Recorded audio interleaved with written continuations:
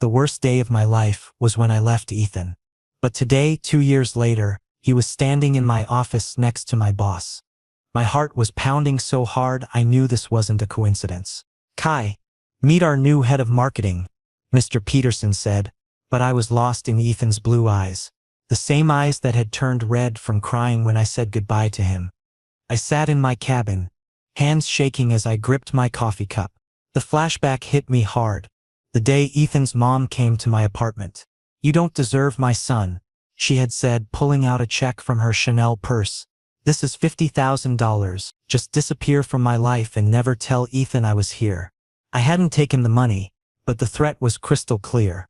If I didn't comply, she would cancel Ethan's scholarship, destroy his dreams. So I played the breakup like a heartless performance, turning cold and distant. "I don't love you anymore, Ethan," I had lied, watching his face crumble into pieces. "I can't settle for this. I deserve something better than what you can offer." The words tasted like poison in my mouth, but I forced them out. I watched the light die in his eyes, saw his shoulders slump in defeat.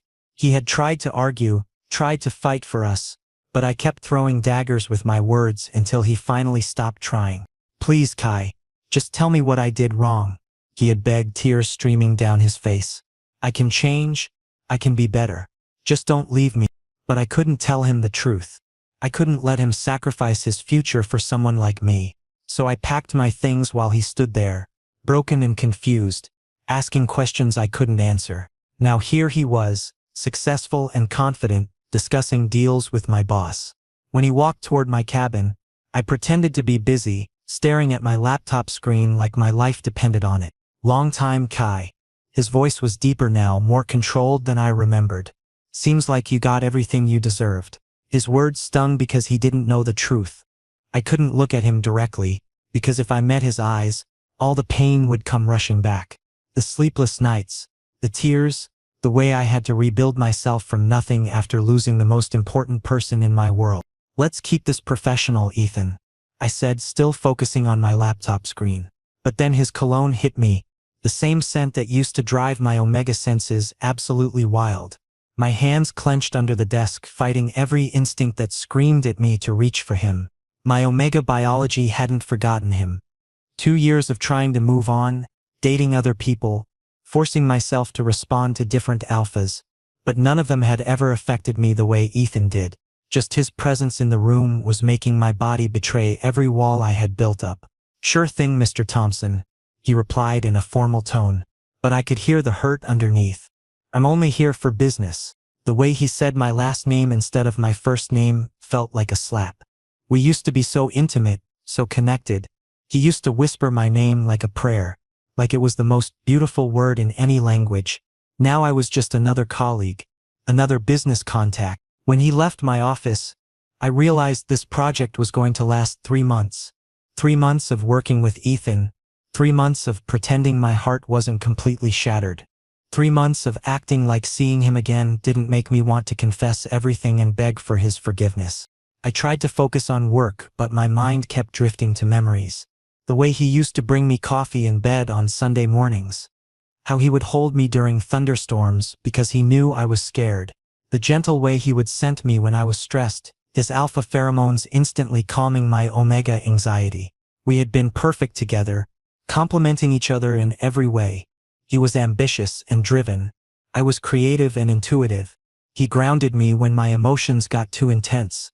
I helped him see possibilities he might have missed. We had talked about our future together, about the apartment we would get after he graduated, about maybe getting married someday. All of that had been destroyed in one conversation with his mother. My phone buzzed with a text message. "Dinner tonight? We need to discuss the Reynolds campaign." I stared at the message for a full minute, my heart racing. I knew this wasn't just about business. The Reynolds campaign was straightforward. Nothing that required an evening meeting. This was Ethan trying to get me alone, trying to understand what had happened between us. Part of me wanted to decline, to keep things strictly professional. But another part of me, the part that had missed him every single day for 2 years, was desperate to spend time with him even if it meant more pain. I typed back, "Fine. 7 o'clock at Morrison's." Morrison's was neutral territory.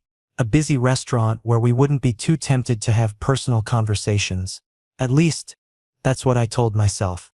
The rest of the workday dragged by impossibly slowly.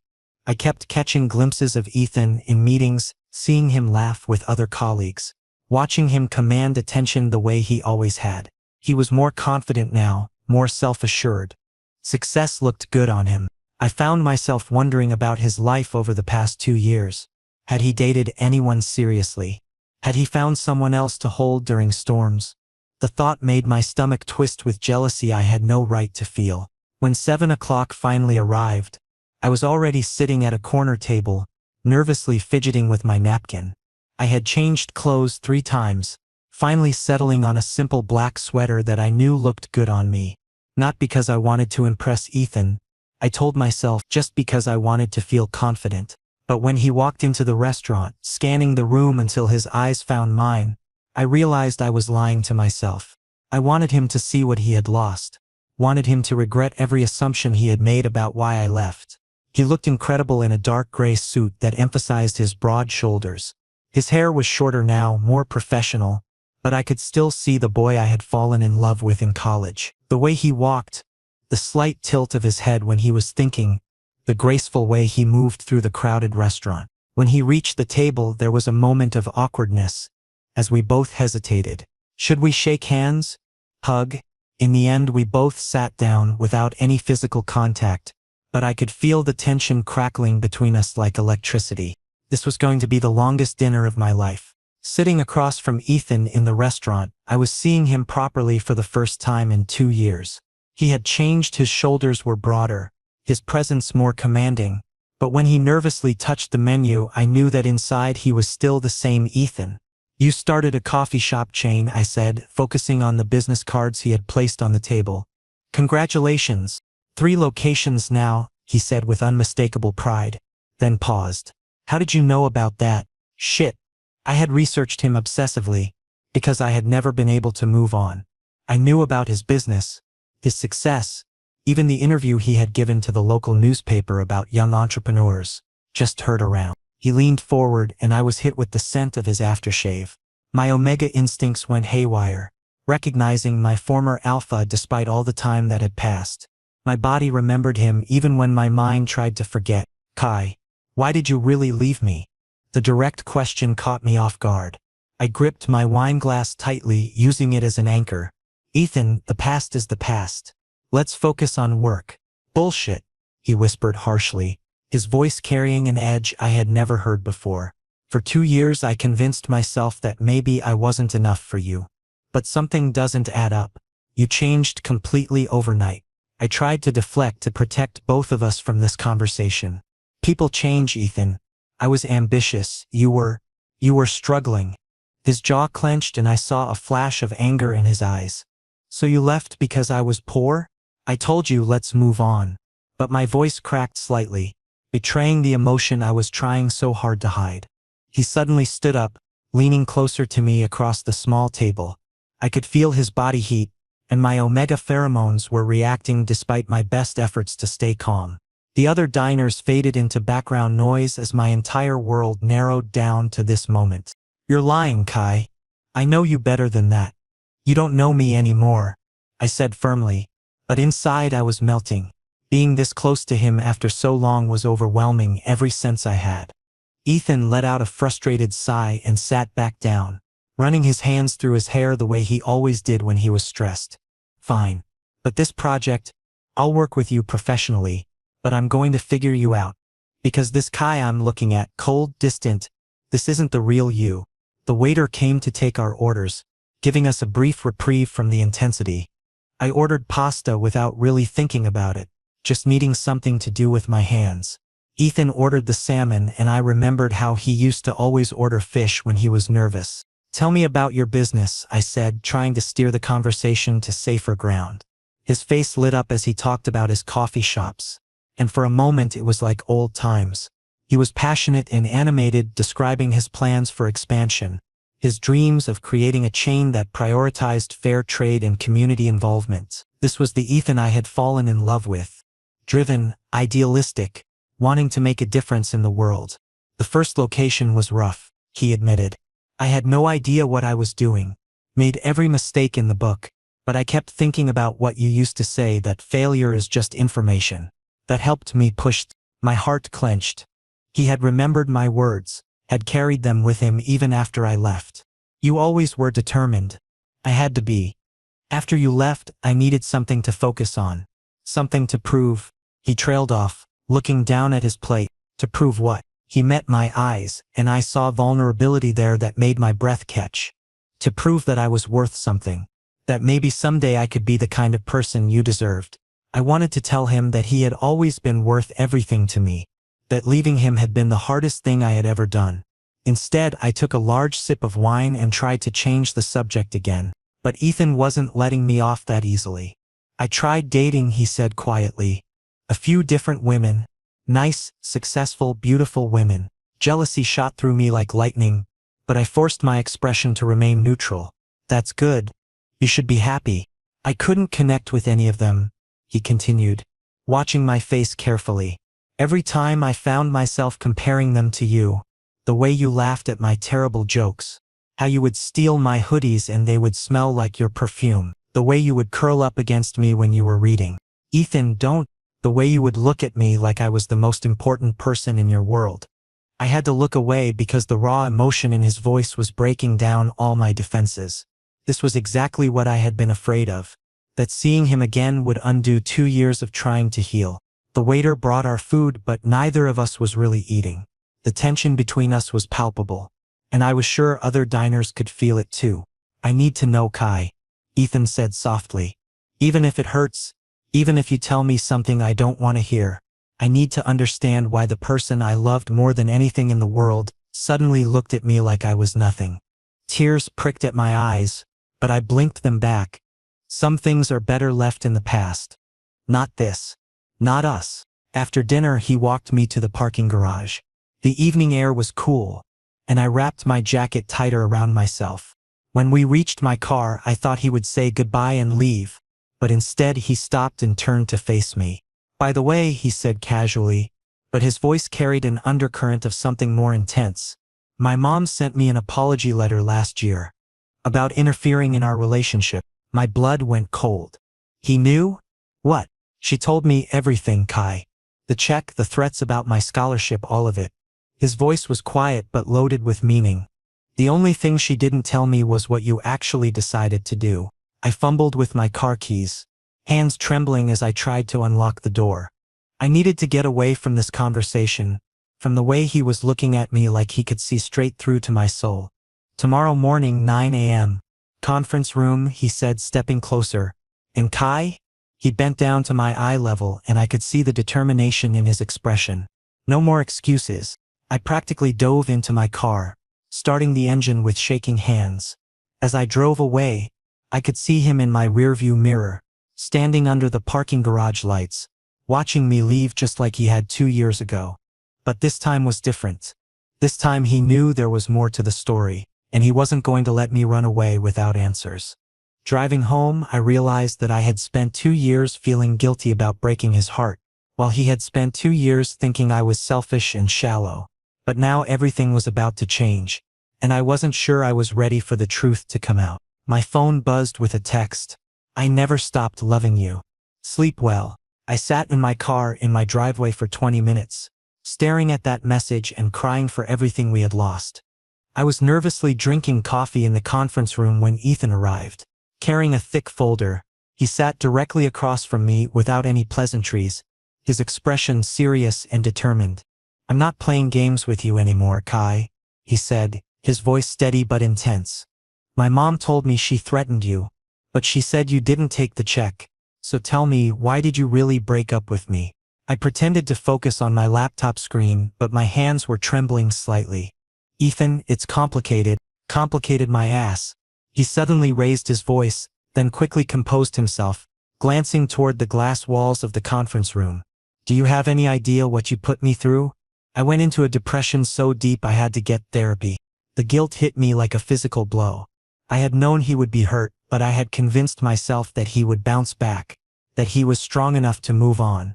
Hearing that he had struggled with depression because of my actions made me feel sick. I didn't want to hurt you, I whispered. But you did hurt me. His voice cracked with emotion. The worst part was that you lied to me. I don't deserve you, seriously. After 2 years of being together, of building a life together, I took a deep breath, feeling the weight of 2 years of secrets pressing down on me. Maybe it was time, maybe he deserved to know the truth, even if it destroyed whatever fragile professional relationship we were trying to maintain. Your mom said she would destroy your MIT scholarship, your engineering degree, your dreams. She would have ended everything if I had stayed with you. Ethan's expression changed completely, cycling through anger, confusion, and then dawning realization. What? She had connections, Ethan. Donors who funded your scholarship. One phone call and your future would have been over. I couldn't gamble with your dreams. The silence stretched between us as he processed this information. I watched his face, seeing the exact moment when everything clicked into place for him. So you sacrificed our relationship for my career. You couldn't have been happy without your career. I knew that. My voice was barely above a whisper. I loved you too much to let you give up everything for me. I remembered that awful conversation with his mother like it was yesterday. She had shown up at my apartment unannounced, perfectly dressed and radiating the kind of cold authority that came with money and social position. My son has a bright future ahead of him, she had said, settling into my second-hand chair like she owned the place. MIT, a prestigious career, the kind of life someone from his background could never have imagined. But you're going to ruin all of that. I had tried to argue, to explain that I supported Ethan's dreams, that I would never hold him back, but she had cut me off with a wave of her perfectly manicured hand. You don't understand. It's not about what you want or what he wants. It's about what's realistic. He's infatuated with you now, but eventually he'll realize that love doesn't pay the bills or build a career. When that happens, he'll resent you for the opportunities he missed. That's not true, I had protested. Ethan isn't like that. Every man is like that, eventually. The difference is, I can make sure he doesn't have to choose. You're gonna break up with him, and you're gonna do it in a way that ensures he doesn't try to win you back. The check had been her insurance policy, but the real threat had been her connections. She had named specific donors, board members, people who could make one phone call and destroy everything Ethan had worked for. Now, sitting in this conference room 2 years later, I watched Ethan lean back in his chair as the full impact of my revelation sank in. You should have told me, Kai. We could have figured something out together. Like what? Drop out of MIT? Give up your engineering degree? You would have regretted it eventually, and you would have blamed me. That was my choice to make. His frustration was evident in every line of his body. You decided for me without even asking what I wanted. I knew he was right, but at the time it had felt like the only option. I had been 22 years old, facing down a woman with more money and power than I could comprehend. I had been terrified and overwhelmed, and I had made the decision that seemed most likely to protect him. I was miserable without you, Kai, he said, his voice softer now but filled with pain. I started the business just to prove to myself that I was worthy of you. Every success felt hollow because the person I wanted to share it with was gone. Tears were forming in my eyes, but I tried to hold them back. I was miserable too, Ethan. But at least you were successful. At least you got the career you dreamed of. The irony wasn't lost on me. His mother had been so concerned about his future that she had been willing to destroy his present happiness. And in the end, he had achieved everything she wanted for him, but at the cost of the relationship that had meant everything to both of us. Do you know what I thought about during graduation? He asked. I thought about how you should have been there, how we should have been celebrating together. Instead, I was alone, wondering what I had done wrong to make you stop loving me. I never stopped loving you. I blurted out, then immediately regretted it. Suddenly, there was a knock on the conference room door. Our colleague Jason entered, but froze when he saw the intensity of our conversation. The tears on my cheeks, the way Ethan was leaning toward me, the obvious emotional weight of whatever we were discussing. Sorry, I'll come back later, he said quickly and left, but I knew the damage was done. By the end of the day, the entire office would be speculating about what they had witnessed. Ethan placed his hands flat on the table, leaning toward me with an expression I couldn't quite read. You know what the worst part is? I tried to hate you. I tried to convince myself that you were shallow and selfish, that I was better off without you, but I never stopped loving you. My heart felt like it might stop entirely. Ethan, don't, he said, holding up a hand. Just, don't say anything right now. I need time to process this. He stood up, gathering his folder and his composure. At the door, he paused and looked back at me. 2 years, Kai. 2 years I'd been blaming myself, thinking I wasn't good enough for you. 2 years I'd been trying to become someone worthy of the person who broke my heart. His voice was quiet but intense. Now I find out that you broke your own heart too. After he left, I sat alone in the conference room, crying for everything we had lost and everything that might have been. The truth was finally out, but I wasn't sure if it would heal us or destroy us completely. My phone buzzed with a message from him. I understand why you did it. I don't agree with it, but I understand. We need to talk more. But not here. Not like this. I stared at the message for a long time, wondering if there was any way to repair 2 years of damage, or if some broken things were meant to stay broken forever. The emergency text came Saturday morning, jolting me awake from restless sleep. Reynolds' campaign crisis. Our competitor had leaked our strategy. Mr. Peterson wanted Ethan and me to spend the entire weekend creating a complete revision. Office is closed, so you two head to my beach house. No distractions, just work. Our boss had said during the hurried conference call, I need a solution by Monday morning. Perfect. An entire weekend alone with Ethan in an isolated location. The drive to the beach house was filled with awkward silence. Ethan concentrated on the steering wheel while I stared out the window at the ocean. But I could feel the tension crackling between us like static electricity. After yesterday's emotional confrontation, neither of us knew how to act around the other. I'll sleep on the couch, I said as soon as we arrived at the stunning oceanfront property. It's fine, Kai. There's a king-size bed in the master bedroom. We're adults, Ethan replied, but his voice was strained and I could see the way his jaw tightened as he said it. The house was beautiful. Floor-to-ceiling windows showcasing the ocean view, a cozy stone fireplace, tasteful modern furniture. Under normal circumstances, it would have been the perfect romantic getaway, but all I could think about was how I would survive 2 days alone with Ethan, without completely losing my composure. We set up our laptops on the large kitchen table, spreading out documents and reference materials. As we began working, something magical happened. We gradually fell back into our old rhythm. I would bounce ideas off him, he would run calculations and projections, and slowly the awkwardness began to fade. It was like muscle memory, the way we complemented each other professionally. Remember how we used to study together in college? Ethan said softly, looking up from his laptop. You used to distract me on purpose. I did not, I protested, but I was smiling despite myself. You used to wear that blue sweater because you knew it was my favorite color on you, he continued, his eyes twinkling with the memory. The moment turned tender, intimate in a way that made my heart race. I quickly focused back on my laptop screen. We should concentrate on work, but the spell was broken, and now I was acutely aware of every movement he made, every time he shifted in his chair or ran his fingers through his hair when he was thinking. As evening approached, I volunteered to make dinner pasta, because it was simple and would keep my hands busy. Ethan appeared in the kitchen carrying a bottle of wine, looking hesitant. Peace offering, he said with a tentative smile. We're stuck together for the weekend, might as well make it bearable. The wine helped us relax, and soon we were laughing about old college memories. Our work temporarily forgotten. I found myself watching the way his eyes crinkled when he laughed. The animated way he told stories. This was the Ethan I had fallen in love with. Warm, funny, completely captivating. But then the weather turned. Rain began pelting the windows and thunder rumbled ominously in the distance. Storm's getting worse, Ethan said, checking the weather app on his phone with a worried expression. Looks like the roads might be blocked. As if the universe was responding to his words, the power suddenly cut out, plunging us into complete darkness. Shit, I whispered, my heart immediately starting to race. I had always hated storms, and being in the dark made my anxiety spike. Ethan quickly turned on his phone's flashlight, moving closer to me. I'll find some candles.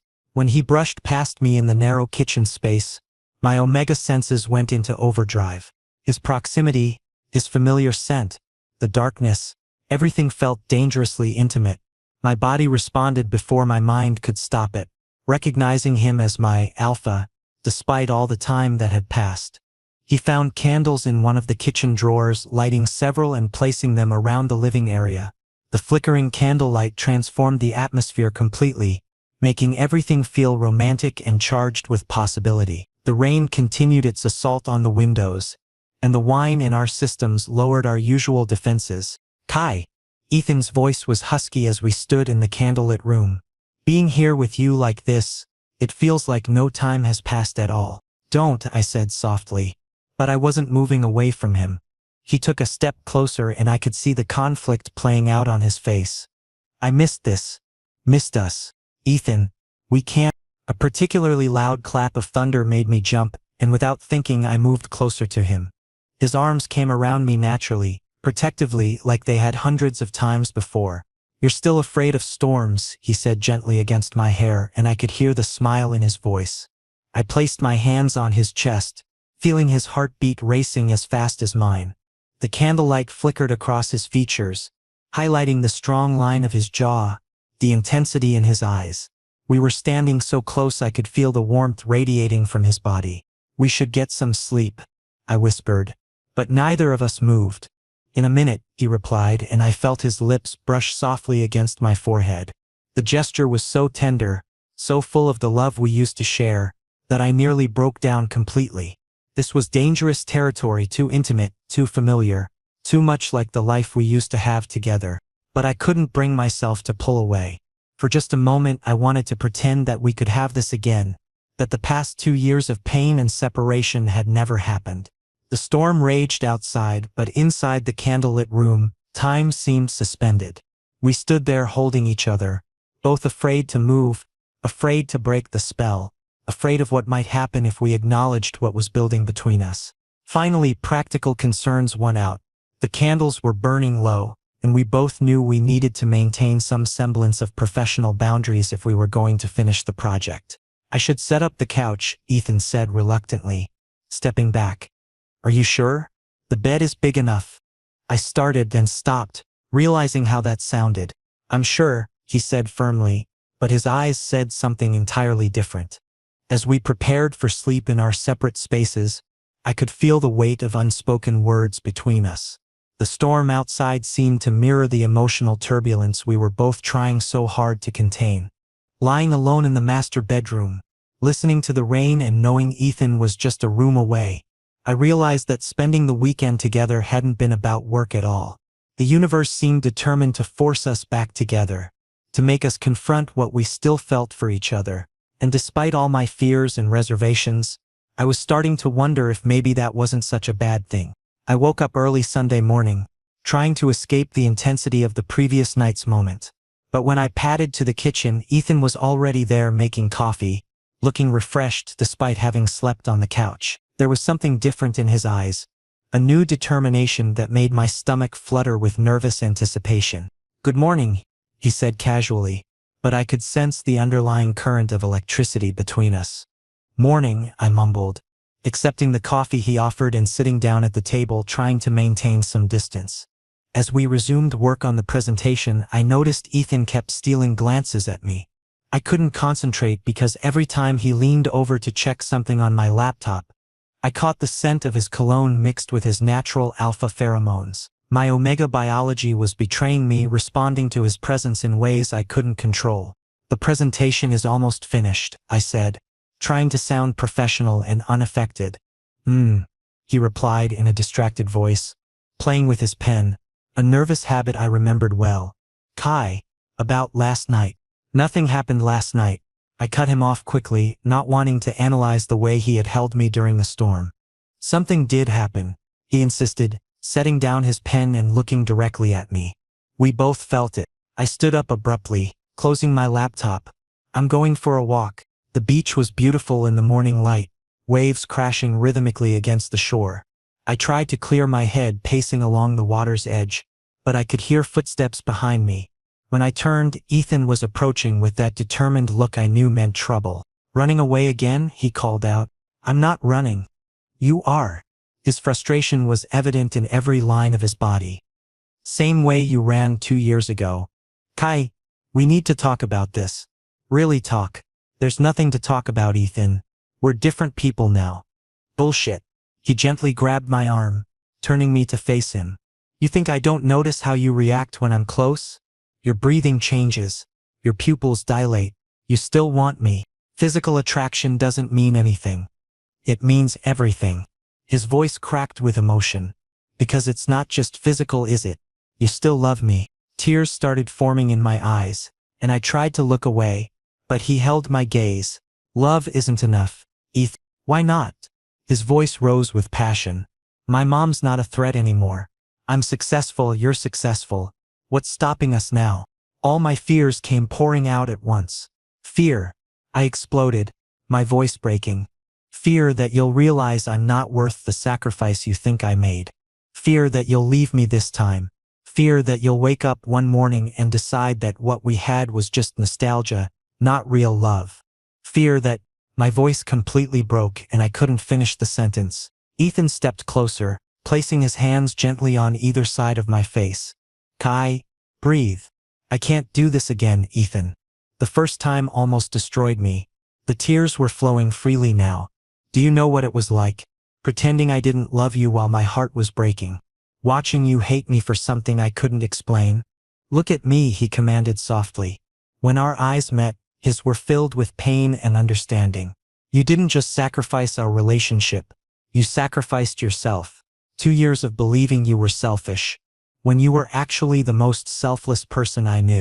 Ethan, I love you, he interrupted, his voice fierce with conviction.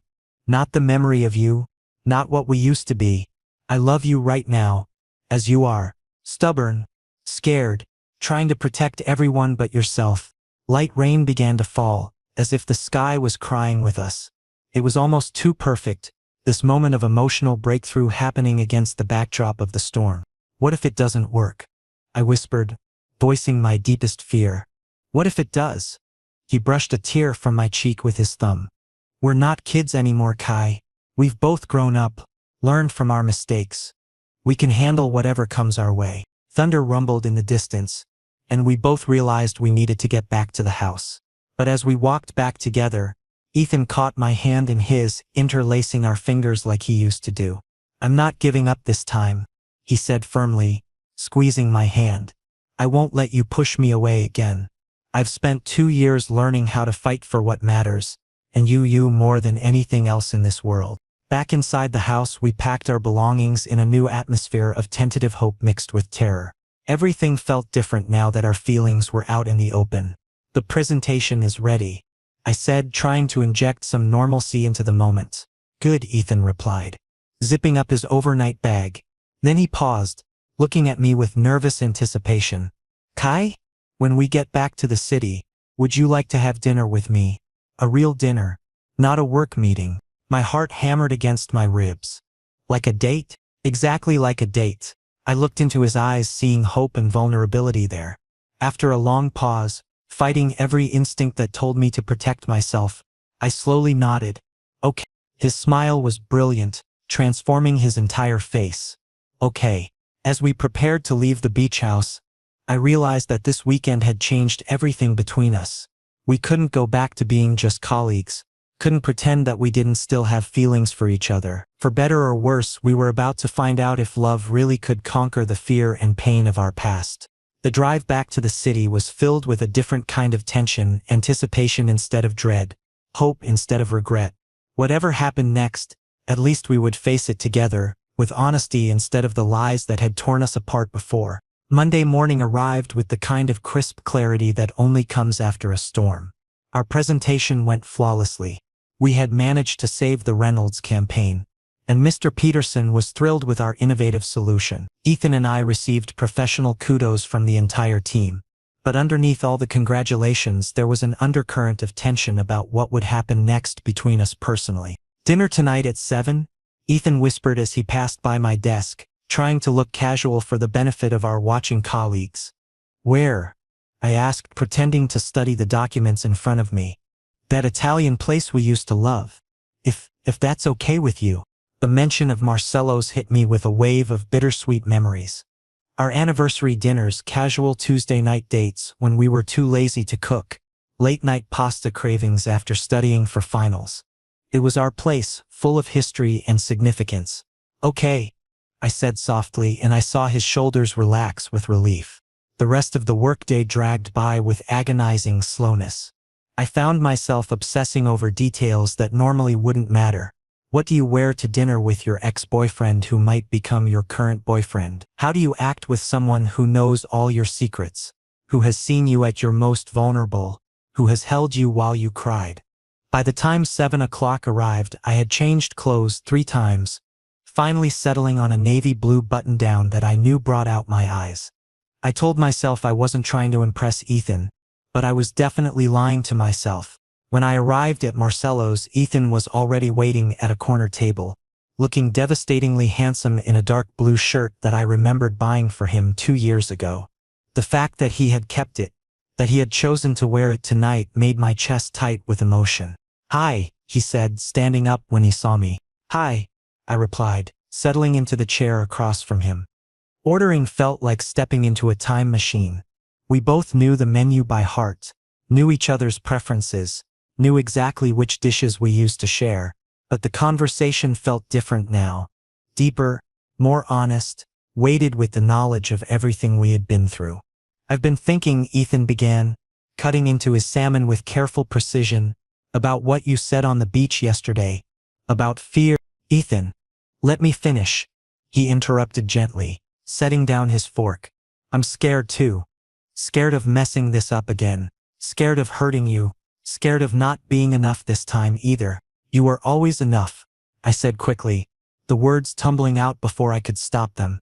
"That was never the issue." "Then let's be scared together," he suggested, reaching across the table to take my hand. "Let's take it slow, figure things out as we go." His hand felt warm and familiar, calloused from weekend rock climbing, a hobby he had picked up after we broke up. "What does taking it slow mean exactly?" "It means no pressure," he explained, his thumb tracing gentle patterns on my knuckles. "We go on actual dates, spend time together, see if we still fit the way we used to. It means I get to court you properly this time, instead of assuming we'll just pick up where we left off." "Court me?" I couldn't help but smile at the old-fashioned terminology. "How very traditional of you, Mr. Chen. I want to earn you back, Kai. I want to prove that I'm worth the risk you'd be taking by giving us another chance." His eyes were serious, intense. "If you'll let me When dessert arrived, tiramisu that we had always shared, the gesture of him feeding me the first spoonful felt both familiar and completely new. There was a tenderness to it, a hopefulness that hadn't existed in our younger relationship. "There's something I need to tell you," I said, setting down my fork. "I never dated anyone seriously after you. A few coffee dates here and there, but nothing real." His expression softened with something that looked like relief mixed with sadness. "I tried to date," he admitted. "Several different women, actually. Nice, accomplished, beautiful women." Jealousy flared in my chest, but I tried to keep it off my face. "But everyone felt wrong," he continued. "They weren't you. They didn't laugh at my terrible puns, didn't steal my hoodies, didn't fit perfectly against my side when we watched movies." The walk to the parking garage felt charged with possibility. The city hummed around us. Car horns, distant music from open restaurant doors, the chatter of other couples enjoying their evening. But I was focused entirely on the man beside me, on the way he had naturally fallen into step with me, matching my pace like he had never forgotten how. "Wait," Ethan said suddenly, stopping under a streetlight. "Before we do this, before we try again, I need you to promise me something." "What?" "Promise me that if something scares you, you'll talk to me instead of running away. Promise me you'll trust me with the difficult stuff." His eyes were earnest, pleading. "I can handle your fears, Kai. I can't handle being shut out again." Looking into his eyes, seeing the sincerity there, the genuine love that had somehow survived 2 years of separation and heartbreak, I slowly nodded. "I promise, but you have to promise me something too. Anything. Promise me you won't put me on a pedestal. I'm not perfect, Ethan. I made mistakes 2 years ago, and I'll probably make more. I need you to love me as I really am, not as some idealized version of who you think I should be." He stepped closer, close enough that I could feel the warmth radiating from his body. I promise to love your mistakes right along with everything else. And then, under the glow of the streetlight with the sounds of the city around us, he kissed me. It was soft and tentative at first, a question rather than a demand. But when I kissed him back, it deepened into something that felt like coming home and embarking on a new adventure at the same time. So, he murmured against my lips when we finally broke apart. Friday night? Dinner and a movie? It's a date, I whispered back, and the smile that spread across his face was radiant. Driving home separately felt strange after the intimacy of the evening, but I found myself smiling for what felt like the first time in 2 years. My phone buzzed with a text from Ethan. Thank you for giving us another chance. I won't waste it. I typed back, thank you for not giving up on me. As I pulled into my driveway, I realized that second chances don't come along very often.